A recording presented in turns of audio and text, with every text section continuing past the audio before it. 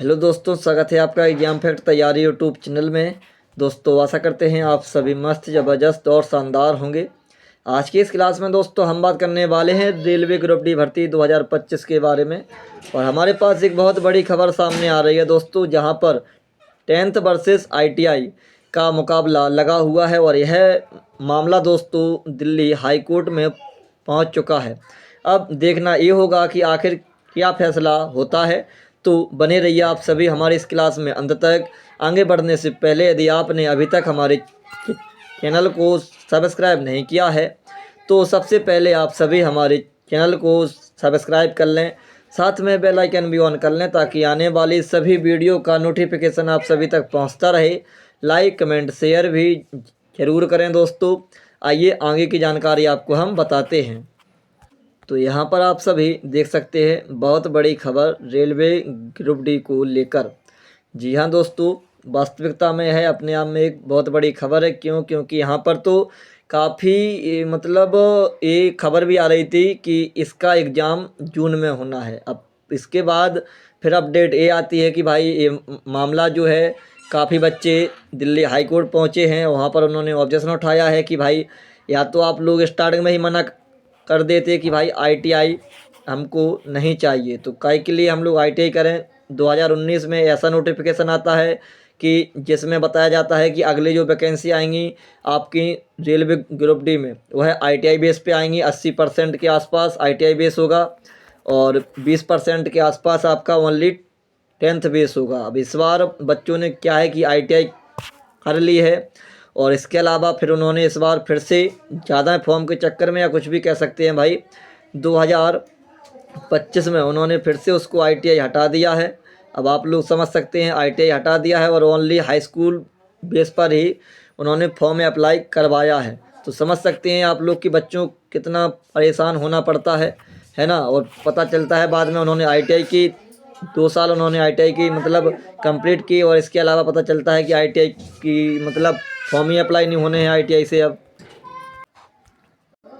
तो यहाँ पर देखिए दिल्ली हाई कोर्ट ने आज अपने शब्दों से साफ कर दिया है कि वो ग्रुप डी भर्ती में ITI हटाने के खिलाफ है। हालांकि जो फैसला है वह 28 मार्च को आएगा। तो इंतज़ार है यहाँ पर सभी विद्यार्थियों को कि 28 मार्च का, है ना। जितने भी ITI वाले स्टूडेंट हैं उनको 28 मार्च का बहुत ही बेसब्री से इंतज़ार है, क्योंकि यहाँ पर जो कोर्ट है वो भी ITI वाले बच्चों के सपोर्ट में है दोस्तों। सबसे बड़ी खुशखबरी की बात तो ये है, जिन बच्चों ने ITI की है उनको यहाँ पर एक बहुत बड़ी खुशखबरी मिलने वाली है। 28 मार्च को इंतज़ार करिए, क्योंकि सीधा सीधा साफ है। आइए जानते हैं कि कोर्ट ने क्या कहा है, तो आपको हम बताते हैं। नंबर 1 पॉइंट देखिए, कोर्ट ने रेलवे के वकील को फटकार लगाते हुए कहा कि आप बार बार बोल रहे हैं कि ये आपकी पॉलिसी है, लेकिन वैकेंसी का नोटिफिकेशन जारी होने के बाद आप कैसे शैक्षणिक योग्यता बदल सकते हैं, है ना। और फिर उन्होंने क्या जवाब दिया है, आइए आपको हम बताते हैं। तो यहाँ पर देखिए जवाब में रेलवे के वकील ने कहा कि हमने 2 जनवरी को नोटिस जारी किया कि अब ITI अनिवार्य नहीं है। तो कोर्ट ने कहा कि आपने शॉर्ट नोटिफिकेशन, ध्यान देना यहाँ पर, शॉर्ट नोटिफिकेशन 28 दिसंबर को निकाल दिया था, जिसके मुताबिक आपने ITI नहीं हटाई थी। जी हाँ दोस्तों, यही सबसे बड़ा तो मुद्दा यही है कि भाई 28 दिसंबर को शॉर्ट नोटिफिकेशन आता है, 2 जनवरी को आपने वहाँ से ITI कैसे हटा दी। क्या आप जो शैक्षणिक योग्यता है अपने आप से बदल सकते हैं नोटिफिकेशन आने के बाद? तो यहाँ पर फटकार लगाई है हाई कोर्ट ने।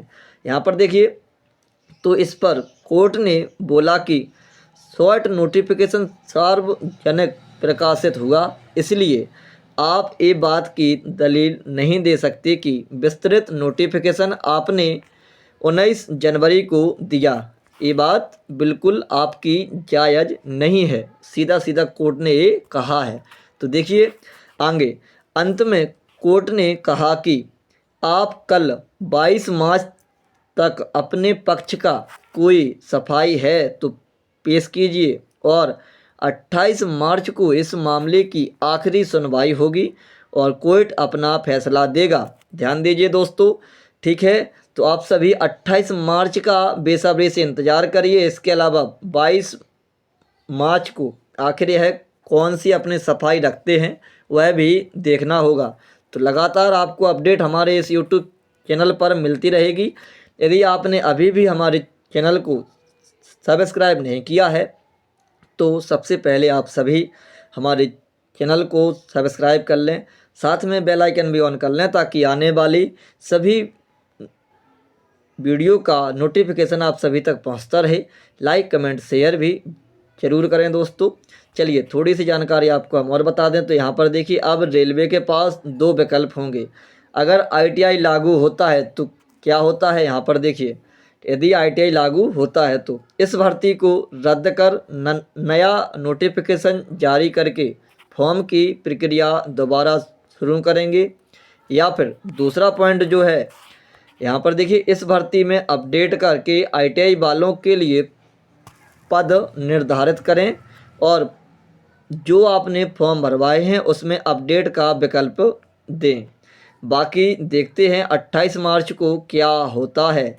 तो आप सभी कमेंट में बताइएगा कि कितने विद्यार्थी ऐसे हैं जिनको इस बार ITI चाहिए है और कितने विद्यार्थी ऐसे हैं जो कि चाहते ही नहीं हैं कि भाई इस बार ITI से कोई वैकेंसी आए, यानी रेलवे ग्रुप डी में ITI यहाँ पर फिर से लागू हो।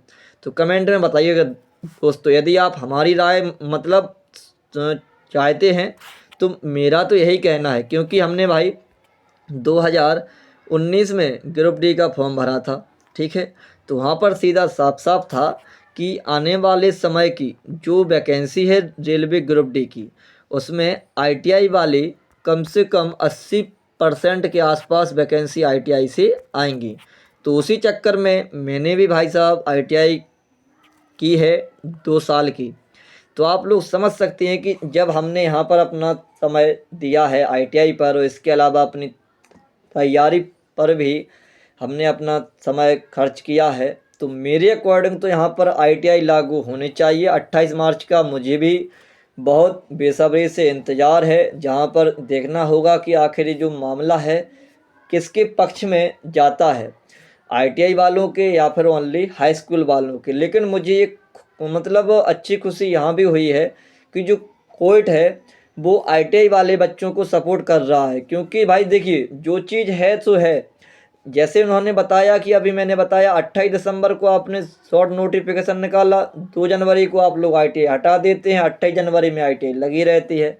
तो भाई कहीं ना कहीं ये बात जिन बच्चों की ITI है उनके लिए एक बहुत अच्छी खुशखबरी है, अच्छी न्यूज भी है। और आप सभी के लिए आशा करेंगे कि भाई इस वैकेंसी में ITI लागू हो जाए। कम से कम जो बच्चे ITI से हैं वो तो कम से कम इसमें मतलब अपना फ़ायदा उठा सकें, है ना।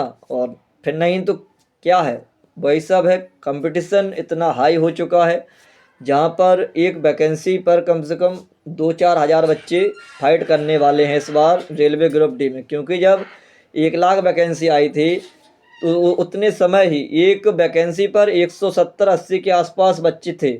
तो अब इस बार तो बहुत ही ज़्यादा बच्चे होने वाले हैं। आशा करेंगे कि आपको हमारी यह जानकारी बहुत ही अच्छी लगी होगी। इसी के साथ हम अपनी क्लास को विश्राम करते हैं दोस्तों। जय हिंद जय भारत दोस्तों।